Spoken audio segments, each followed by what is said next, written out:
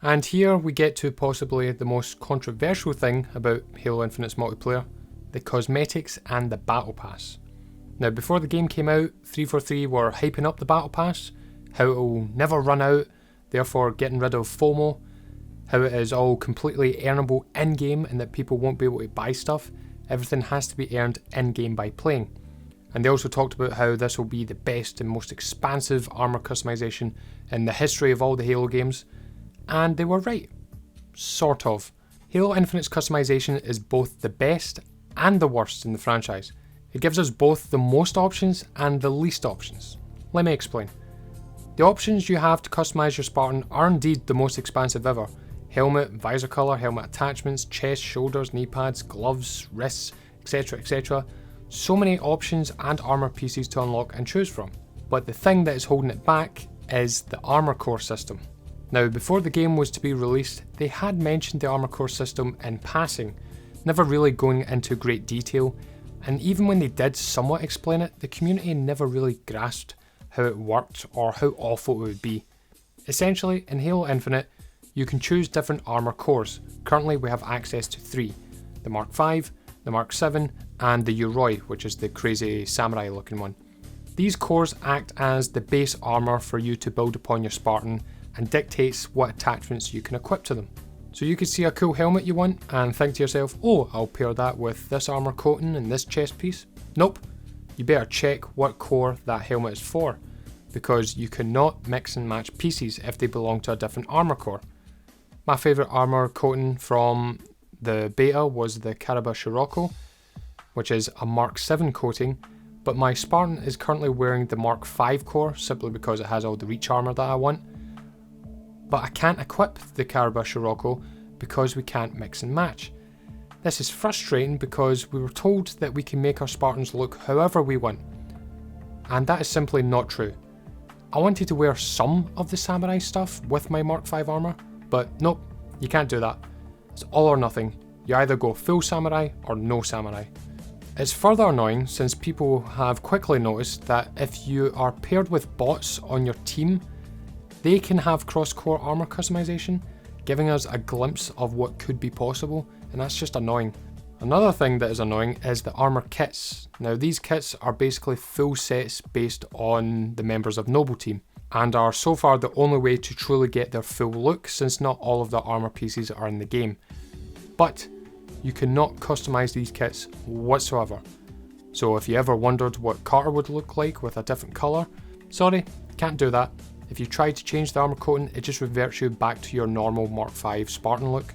And also, when you preview a coating that you have not unlocked yet, instead of showing you what it would look like on your actual Spartan that you've customised, it just shows us what it would look like on the default core type, giving us no indication at all how this colour scheme will look with your Spartan and the armour attachments that you have. Now 343 have said they are looking into changing the armour core system in the future, which I hope they do, and I hope by change they mean remove it, because when I first heard of the armour core system, I thought that maybe it was a way to save different presets, making it easier for you to quickly swap how you want to look. I mean, the potential is there for the best customization ever in a Halo game.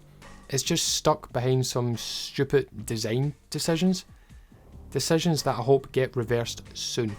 And then you have the store, which is a whole other subject. The prices for things are better now. They were way too high, but I still feel they're a bit too high. I think I've only bought 2 things from the store, which isn't too bad, but there's still too many cosmetics that are locked behind extra paywalls. And the fact that you get no armour for completing the campaign, even on Legendary, feels like a slap in the face. That was always one of the best things about completing the games on the higher difficulties, was that you would get a different armour set being rewarded for every difficulty tier that you go through. I hope that when co-op comes out that they add unlockable armour, a further incentive to play the campaign with your friends and on the higher difficulties. And now this brings us to the Battle Pass. Let's get the positives out of the way first. 1. It will never run out, meaning there's no sense of, oh shit, I need to grind this out quick before it goes away.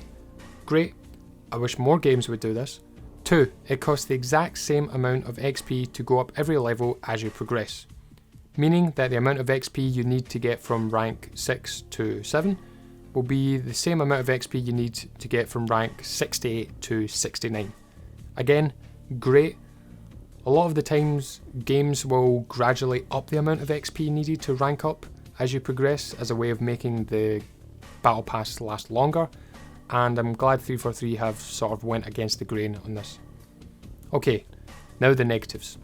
The only way to unlock armor is on the battle pass. The only way to rank up in the battle pass is to get XP, and the only way to get XP is completing challenges.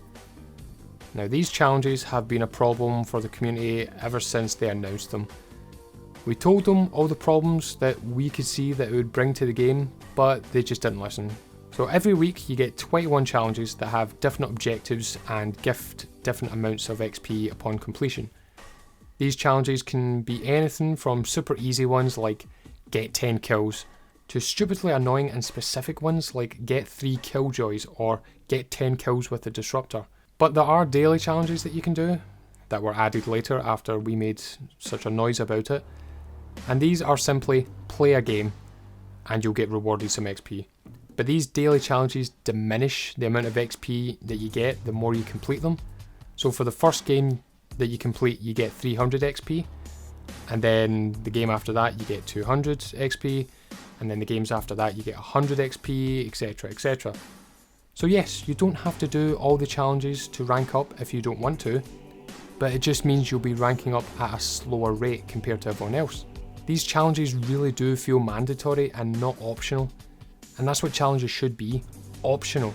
There really needs to be a performance-based XP reward system, because as it stands right now, win or lose, we all get the same XP. So the guy that goes 25-3 on your team with 2 overkills and a running riot, but still somehow loses, will get the same XP as the guy in the enemy team who went 5-16. That doesn't seem right. And not only that, but some of these challenges are just stupid. Get 3 killjoys, that means you have to allow someone on the enemy team to get a killing spree and then end it, which is essentially making you hold back when playing. Or get 25 assists, that means you are helping in combat, yes, but you're afraid to get the final blow, so again you're being forced to hold back. Get X many kills with this weapon, get X many kills in this certain playlist. All these challenges are forcing you to play a certain way in certain playlists, which isn't fun. And that's the general sense I get when playing Halo Infinite sometimes. Yes, you can look however you want, but only on 343's terms. Yes, you can play however you want and rank up, but only on 343's terms. Yes, you can play whatever game mode you want, but only on 343's terms. There's a whole bunch of problems that can be easily fixed, and I think they will be, but as always, it's going to take time, and 343 isn't really known for doing quick work.